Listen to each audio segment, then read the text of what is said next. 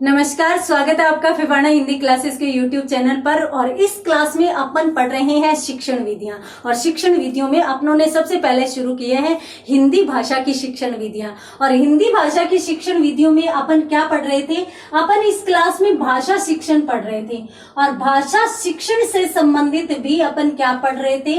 अपन पढ़ रहे थे भाषा शिक्षण के विभिन्न सिद्धांत। तो भाषा शिक्षण के सिद्धांत अपन इस क्लास में पढ़ रहे थे।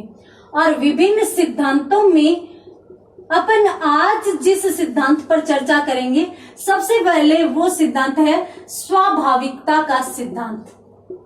स्वाभाविकता का सिद्धांत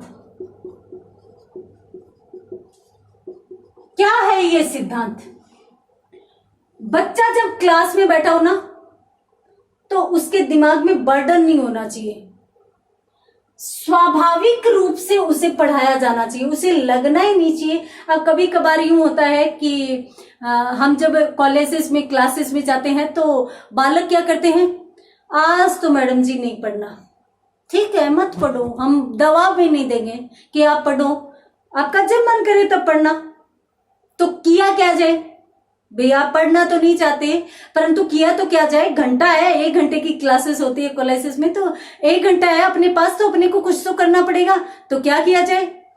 तो कुछ सुना दो, कुछ और सुना दो, चलो कहानी सुना दो। हाँ, कहानी सुना दो। अब कहानी हिंदी के सिलेबस में रहती है, सिलेबस वाली कहानी सुनाई। कहानी जब पूरी हुई, बच्चों हाँ बहुत अच्छी कहानी थी, तो आपके सिलेबस की कहानी है, आपका यहाँ पर एक लेसन कंप्लीट हो चुका।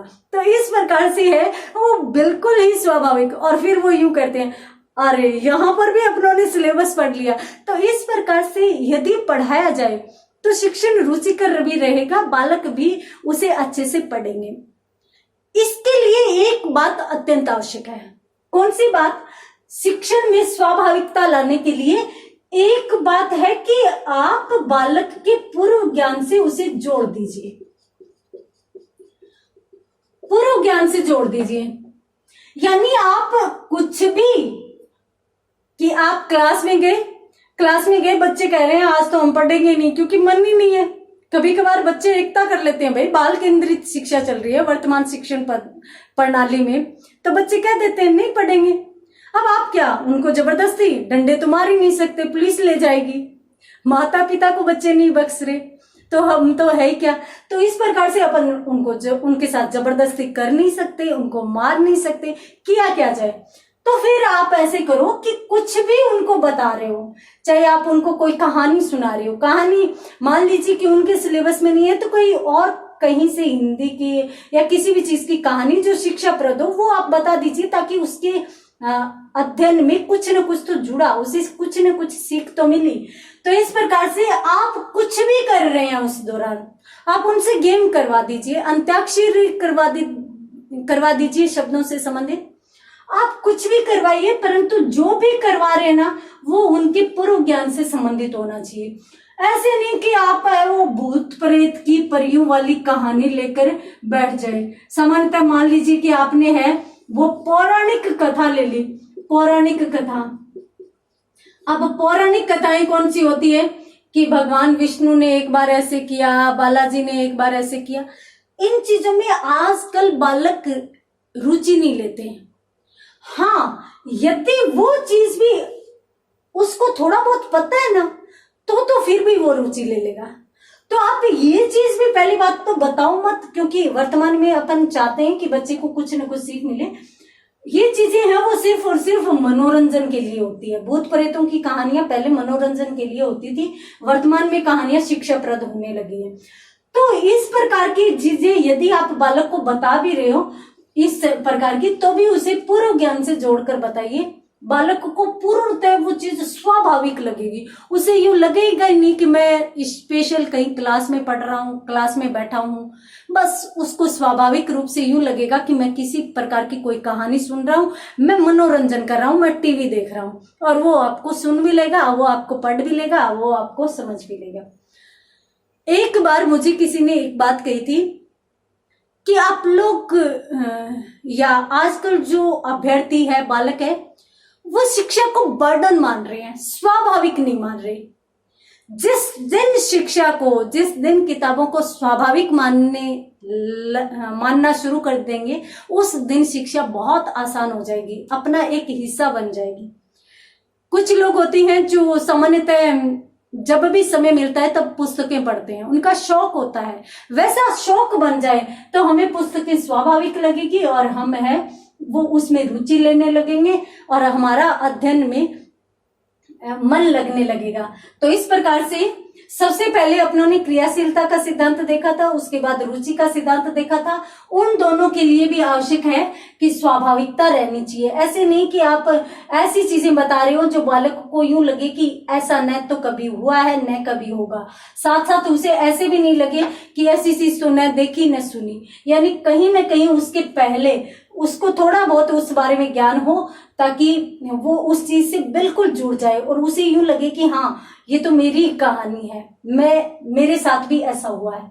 तो उस समय बालक है वो ज्यादा अच्छे से समझ पाएगा। ठीक है, तो यहाँ पर आपको एक चीज ध्यान में रखनी है कि बालक को बिल्कुल सामान्य तरीके से पढ़ाना है। दूसरी बात, जो भी चीज आप बताना चाह रहे हो वो उसके पूर्व ज्ञान से जुड़ी हुई होनी चाहिए। दूसरी बात की यदि बात करें तो चयन करने का सिद्धांत, चयन का सिद्धांत या चयन करने का सिद्धांत, शिक्षक को यह सामान्यतः ध्यान रखना चाहिए कि आप कौन सी क्लास में जा रहे हो, उस क्लास का लेवल क्या है और उस क्लास में किस लेवल का और कौन सा पढ़ाना है।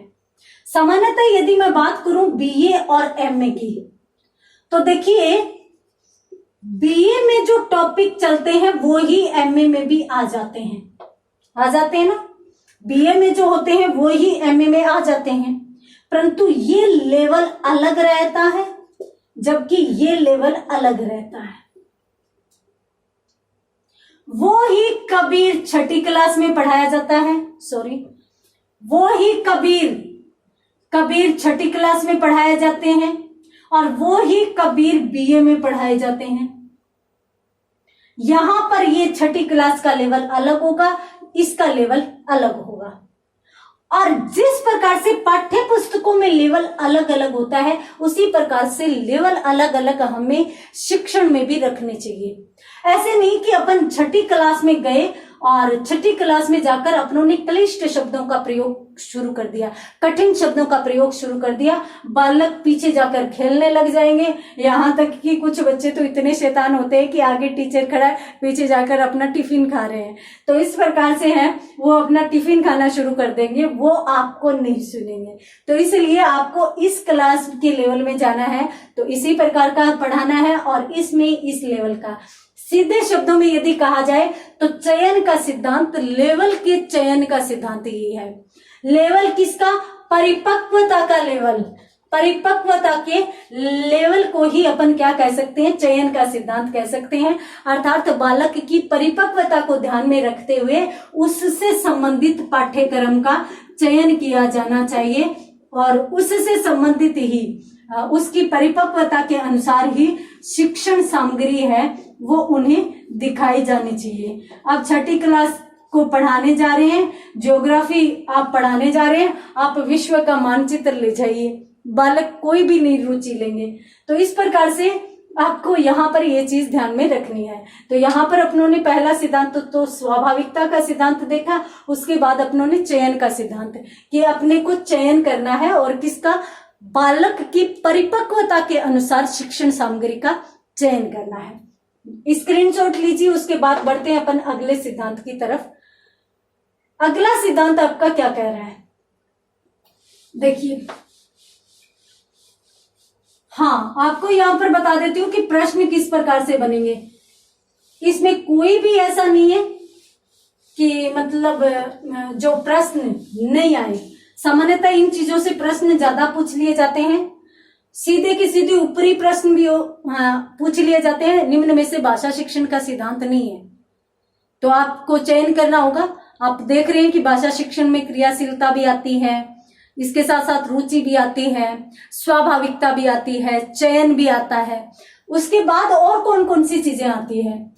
तो उसके बाद यदि अपन और देखें तो देखिए, सबसे महत्वपूर्ण जो है वो है अभ्यास का सिद्धांत।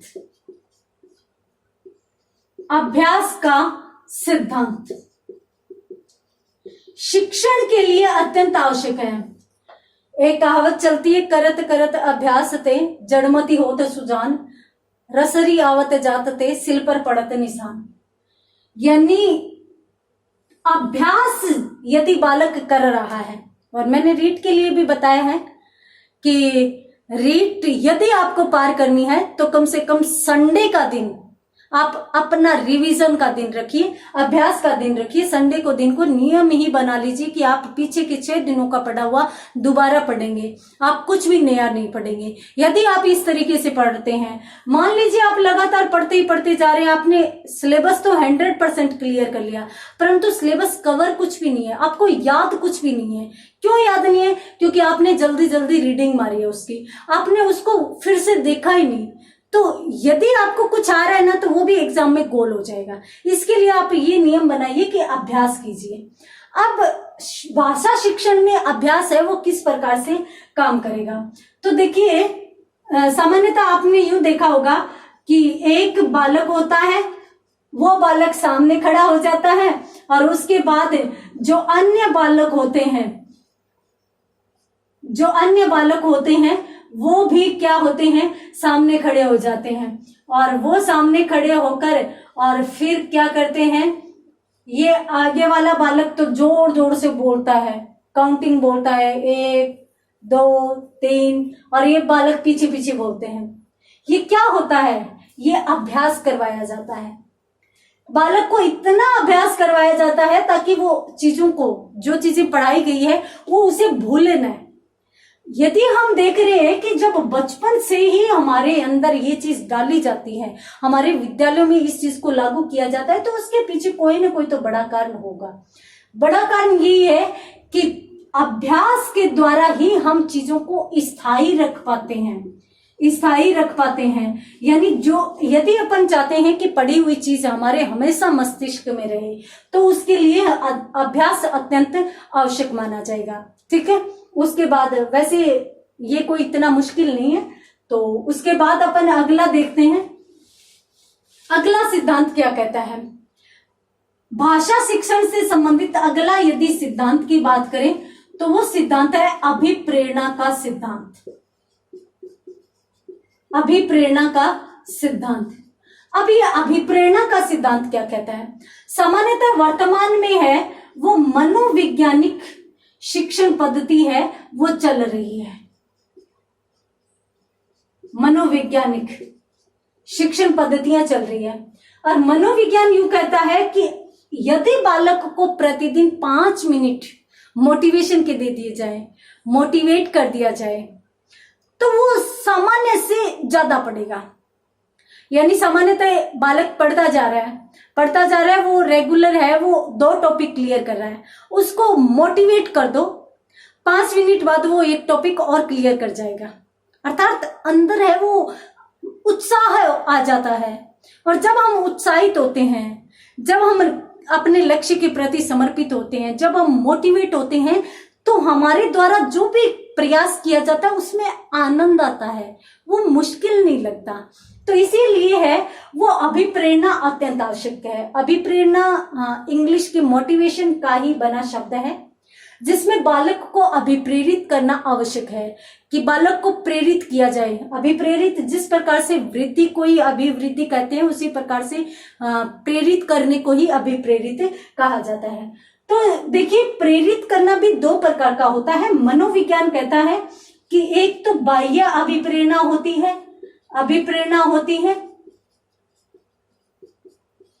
और एक होती है आंतरिक अभिप्रेरणा।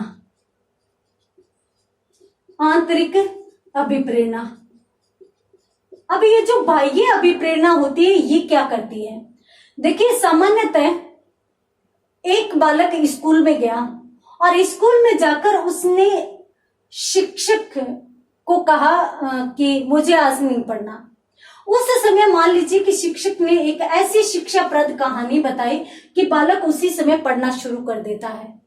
यानी वो शिक्षक के दबाव से या शिक्षक के मोटिवेट करने पर वो स्वयं को प्रेरित करता है पढ़ने के लिए, अध्ययन के लिए, तो वहां पर कौन सी अभिप्रेरणा होगी? बाह्य अभिप्रेरणा। आप कहीं पर बाहर जा रहे हैं और आपने देखा कि आपके ही साथ का कोई लड़का या लड़की जो बहुत सक्सेस है और जो गाड़ी में जा रहे हैं, उनको आपने जैसे ही देखा तो वो सफल है आज, और इसके साथ साथ वो बहुत अच्छी जगह पर है, अच्छी सुख सुविधाओं को प्रयोग में ला रहे हैं, अच्छी सुख सुविधाओं का प्रयोग कर रहे हैं। जैसे ही आपने उनको देखा तो आपके अंदर आग लग गई। आग ये नहीं लगी कि ये क्यों गाड़ी में जा रहा है, आग ये लगी कि मैं क्यों नहीं। और सामान्यतः ये बुरी बात नहीं है, ये प्रतियोगिता की भावना है। हाँ, यदि आप यूं सोच रहे हैं कि ये क्यों, तब तो वहां पर ईर्ष्या की भावना आ जाती है। परंतु वहां पर यदि आपने सोचा कि मैं भी क्यों नहीं, तो वहां पर आप में एक प्रतियोगिता की भावना आती है। और प्रतियोगिता की जो भावना होती है वो सदैव अभिप्रेरणा से संबंधित मानी जाती है। और वहां पर आपने स्वयं को मोटिवेट किया कि मैं क्यों नहीं, और फिर आपने भी मेहनत करना शुरू किया और आपने भी सफलता अर्जित करने के लिए पूर्ण प्रयास करना शुरू कर दिया। तो वहां पर वो कौन सी अभिप्रेरणा होती है? आंतरिक अभिप्रेरणा। अर्थात आप किसी दूसरे के कहने पर प्रयास करने के लिए खड़े हुए, तो वो तो कौन सी होगी? बाह्य अभिप्रेरणा। यानी बाहर से किसी ने आपको प्रेरित किया कि आप जाओ और ये काम करो, आपका करना पड़ेगा, आपको करना पड़ेगा, आप कर सकते हैं, तब तो ये बाह्य अभिप्रेरणा होगी। और उसके बाद अपन बात करते हैं आंतरिक अभिप्रेरणा की। तो आंतरिक अभिप्रेरणा में हमने स्वयं को तैयार किया कि मुझे इस जैसा बनना है। कभी कभार कुछ स्टूडेंट्स ऐसे भी होते हैं जो सामान्यतः अपना एक आइडियल बना लेते हैं किसी शिक्षक को, किसी भी व्यक्ति को, और वो उसके जैसा बनना चाहते हैं। तो वो सदैव उसके आधार पर या उसको देखकर अपने आप को मोटिवेट करते रहते हैं। तो वो भी क्या हो जाती है? आंतरिक अभिप्रेरणा हो जाती है। तो अभिप्रेरणा क्यों आवश्यक है? अभिप्रेरणा इसलिए है क्योंकि अभिप्रेरित व्यवहार जल्दी अधिगम करता है, जल्दी अधिगम करता है। तो इसलिए अधिगम जब बालक करेगा तभी उसके व्यवहार में परिवर्तन आएगा, तभी वह सफलता की तरफ बढ़ेगा। तो इसलिए अधिगम के लिए अभिप्रेरणा एक आवश्यक तत्व माना जाता है, एक मूल तत्व माना जाता है। तो इसलिए यदि आप सफल होना चाहते हो, यदि आप अधिगम करना चाहते हो, तो आपको अभिप्रेरित होना पड़ेगा, आपको अपने आप को तैयार होना पड़ेगा। और यदि फिर भी आप अपने आप को तैयार नहीं कर रहे हो, तो फिफाना हिंदी क्लासेस के यूट्यूब चैनल पर आ रही है ना रेगुलर, हर संडे को शाम 7 बजे मोटिवेशन की क्लास, तो आप उसको देखिए, आपके अंदर एक बार उत्साह जरूर आएगा। तो उसी प्रकार से है वो अभिप्रेरणा का सिद्धांत क्या कहता है कि आप अपने आप को अभिप्रेरित करो। क्यों? क्योंकि अभिप्रेरित व्यवहार जल्दी अधिगम कर पाता है। तो यहाँ पर अपनों ने 2 सिद्धांत पढ़े हैं, अभ्यास का सिद्धांत और अभिप्रेरणा का सिद्धांत। जल्दी से स्क्रीनशॉट लीजिए और उसके बाद अपन बढ़ते हैं आगे वाले अगले सिद्धांत की तरफ। अभ्यास का सिद्धांत, अभिप्रेरणा का सिद्धांत। आज अपनों ने कौन कौन से सिद्धांत पढ़े? स्वाभाविकता का, चयन का, अभ्यास का, अभिप्रेरणा का। उसके बाद अपन बात करते हैं अगले सिद्धांत की।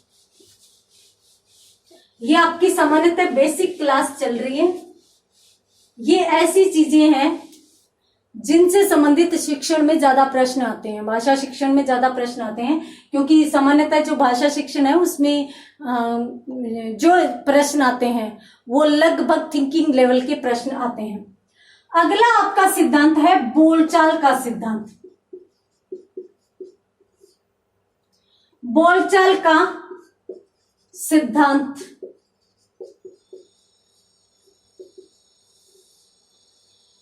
एक शिक्षक कक्षा में है, ठीक है, शिक्षक के सामने लगभग 50 विद्यार्थी बैठे हैं। उनमें से एक बालक ऐसा है जो रेगुलर आता है, ठीक है, जो बालक रेगुलर आता है और वो सदैव क्लास भी लेता है, शिक्षक द्वारा पूछे गए प्रश्नों का जवाब भी देता है, नहीं आता तो वो उनको पढ़ता है, उनको शिक्षक से पूछकर उनको लर्न करता है, याद करता है। तो अध्यापक ने क्या किया, आज उसके सामने 50 बच्चे हैं, वो क्लास में आया और आते ही यूं पूछा, उसका नाम था मान लीजिए महेश, ठीक है। उसने यूं कहा कि महेश एक ऐसा लड़का है जो रेगुलर क्लास में आता है, हमेशा क्लास लेता है, हमेशा सभी का आदर करता है, हमेशा प्रश्नों के जवाब देता है, हमेशा पढ़ाई भी करता है, ये क्या है। तो बच्चे कह देंगे कि जी ये तो लड़का है। हाँ लड़का तो है, मैं जानता हूं, परंतु उसकी ये विशेषताएं क्या है। उसकी ये विशेषताएं जी गुण है। अच्छा गुण है, तो गुण किसे कहते हैं, सामान्यतः किसी भी व्यक्ति से संबंधित वे चीजें जो उसकी अच्छी है और समाज को उससे लाभ होता है, उसे हम क्या कहते हैं, गुण कहते हैं। अच्छा, तो यदि समाज के गुण हो सकते हैं, समाज के गुण हो सकते हैं, तो जाहिर सी बात है साहित्य के भी गुण हो सकते हैं, बिल्कुल हो सकते हैं। और इस प्रकार से आप उन्हें कहां पर ले आए, साहित्य में। तो साहित्य में गुण होते हैं या नहीं होते, होते हैं। कितने होते हैं, तो वहां पर बच्चे नहीं बता पाते हैं, तो आपने बता दिया कि 3 गुण होते हैं। कौन कौन से गुण होते हैं, तो फिर आपने उसके आधार पर और गुण पढ़ाना शुरू कर दिया। यानी साहित्य में एक टॉपिक चलता है गुण, काव्य शास्त्र का टॉपिक है, एक टॉपिक चलता है दोष। तो इस प्रकार से आपने महेश के संबंध में बात शुरू की और आप कहां पर आ गए, अपने टॉपिक पर आ गए। ये होता है बोलचाल का सिद्धांत। यानी सामान्यतः ये आपको बता देती हूँ, आप एसटीसी किए हुए हो या बीएड किए हुए तो आपने प्रस्तावना जरूर बनाई है, प्रस्तावना बनाई है ना। और जब भी आपको बीएड या एसटीसी में यूं कहा जाता है कि आपको क्लासेस में पढ़ाना जाना है, पढ़ाने जाने से पहले सबसे पहले आपको प्रस्तावना सिखाई जाती है। ये एक कौशल के रूप में आती है और प्रस्तावना कौशल आपको सबसे पहले करवाया जाता है। क्यों करवाया जाता है, ताकि बालक को शिक्षण स्वाभाविक लगे। क्यों, क्योंकि आप बोलचाल के रूप में अपना लेसन प्रारंभ कर सके। और यदि आप बोलचाल के रूप में अपने पाठ को शुरू कर पाते हैं, अपने लेसन को शुरू कर पाते हैं, तो बच्चे उसमें रुचि लेने लगेंगे। या मैं यूं कह सकती हूं कि ये एक आधारभूत सिद्धांत हो सकता है जिस पर स्वाभाविकता भी टिकी है और रुचि भी टिकी है। अर्थात आपने जैसे ही बच्चों से जाकर बातें शुरू करनी, तो एक तो बालक आपके साथ जुड़ जाएंगे, नए बच्चे हैं तो भी जुड़ जाएंगे। दूसरी बात, आपने जैसे ही बात शुरू की, बातों में आप अपने टॉपिक को ले आए, टॉपिक पढ़ने लगे, तो बच्चों को स्पेशली यही पता नहीं चलेगा कि आपने कब पढ़ना शुरू कर दिया।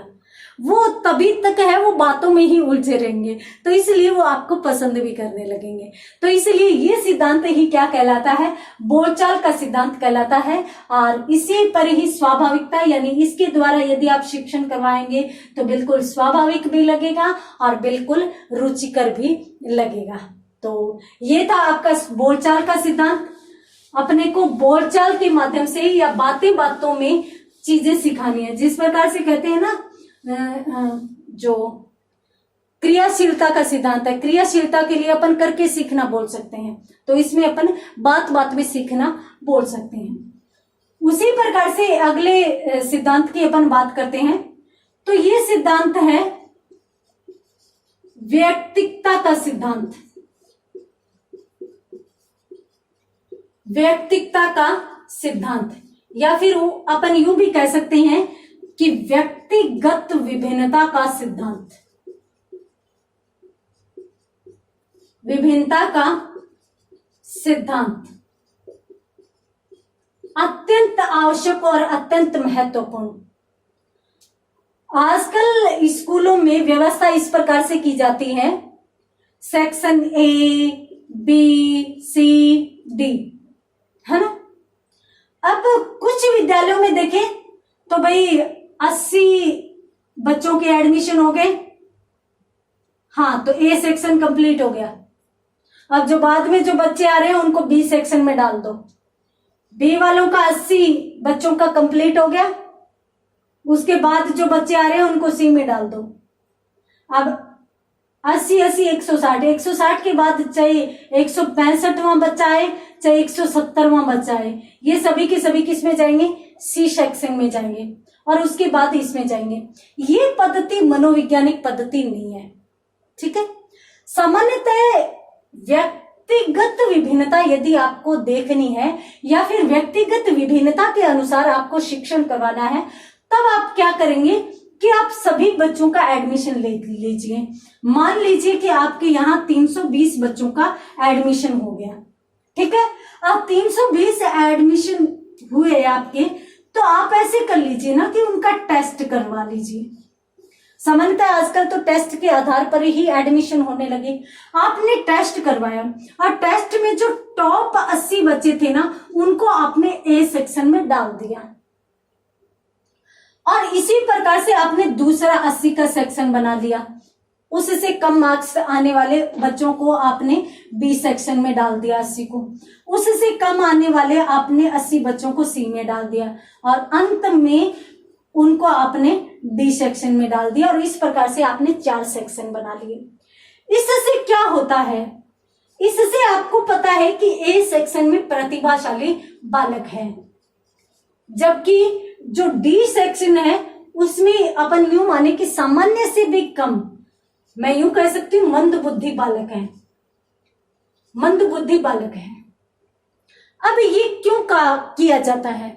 ये यूं किया जाता है ताकि प्रत्येक बच्चे को अपनी योग्यता अनुसार पढ़ने को मिले, योग्यता अनुसार पढ़ने को मिले। क्यों इससे कैसे योग्यता के अनुसार पढ़ने को मिलेगा? इससे ऐसे मिलेगा कि आप यहां पर जब पढ़ाने जा रहे हैं तो आप बिल्कुल जीरो वाली बातें एक बार बताएंगे और उसके बाद आप आगे चले जाएंगे। यहां पर जब जीरो वाली बात बताने जा रहे हैं तब आप बार बार उनका अभ्यास करवाएंगे, बार बार उनको चीजें बताएंगे, बार बार उनको याद करवाएंगे। अब इससे फायदा क्या होता है?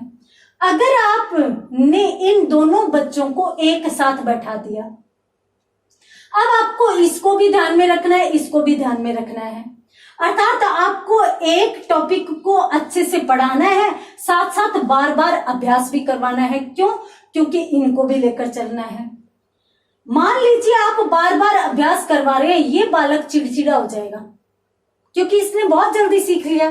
अब उसकी जिज्ञासा है कि उसे और अधिक इस विषय के बारे में बताया जाए, इसके बारे में और अच्छी चीजें आपको दी जाए। अब ये बालक जहां पर ये उम्मीद कर रहा है, वहां पर आप उसी चीज के बार बार गीत गाए जा रहे हो। अब यहाँ पर इस बालक का तो फायदा हो रहा है परंतु इसका नुकसान हो रहा है। अब ये बालक फिर क्या करेगा? ये बालक किसी की तरफ पेन फेंकेगा, कभी किसी की कॉपी फाड़ देगा, कभी किसी को छेड़ेगा, कभी किसी को मारेगा। यानी जैसे ही टीचर ध्यान नहीं देगा ये शैतानी करेगा। क्यों करेगा शैतानी? क्योंकि अब इसका मन नहीं है, इसने चीजें समझ ली है, अब उसको इन चीजों की जरूरत नहीं है। अब उसे यदि नई चीज मिली ना, तब तो ये एकाग्रचित होकर पढ़ेगा और जब तक उसे नई चीज नहीं मिलेगी तब तक वो नहीं पढ़ेगा। तो इसलिए आवश्यक है कि बालकों को व्यक्तिगत विभिन्नता के आधार पर ही पढ़ाया जाए और व्यक्तिगत विभिन्नता भी एक प्रकार से रुचि पर भी टिकी हुई है। आपने थ्री इडियट्स मूवी देखी है? अब 3 इडियट्स में यही शिक्षा दी जाती है कि बालक को व्यक्तिगत विभिन्नता के आधार पर उसकी रुचि के अनुसार पढ़ाया जाए। अब मान लीजिए कि एक बालक कैमरामैन बनना चाहता है, कैमरामैन बनना चाहता है, अब उसे आप इंजीनियर बनाने पर तुले हुए हो, तो वो कब तक उसको ढो पाएगा? हाँ, यदि उसे ये रुचिकर चीजें दी जाए तो वो उसमें बहुत अच्छा कर जाएगा और कोई भी चीज छोटी बड़ी नहीं होती। तो इसलिए यहाँ पर है वो बोलचाल का सिद्धांत देखा, यानी बच्चे को बातों बातों में कब पढ़ा दिया आपने, बच्चे को पता ही नहीं चलना चाहिए, स्वाभाविक। उसी प्रकार से क्रियाशीलता में करके आपने बच्चे को दिखा दिया, बच्चा उस चीज को सीख गया। व्यक्तिकता का सिद्धांत या व्यक्तिक विभिन्नता का सिद्धांत है, वो चाहे मनोविज्ञान ले लो चाहे शिक्षण विधियां ले लो, दोनों में ही अत्यंत आवश्यक है। और दोनों में ही अत्यंत आवश्यक है, तो यहां पर ये सिद्धांत अत्यंत महत्वपूर्ण बन जाता है। अर्थात बालक को बालक की विभिन्नता के आधार पर उसके आईक्यू लेवल की विभिन्नता, उसकी रुचि की विभिन्नता, इस प्रकार की विभिन्नता के आधार पर उसे उसी से संबंधित चीजें दी जानी चाहिए। तो यहाँ पर अपनों ने 2 सिद्धांतों का अध्ययन किया है। कौन कौन सा? बोलचाल का सिद्धांत और कौन सा सिद्धांत? व्यक्तिगता या व्यक्तिगत विभिन्नता का सिद्धांत। अब अपन तीसरे सिद्धांत की बात करते हैं। कौन सा? अनुकरण का सिद्धांत। अनुकरण का सिद्धांत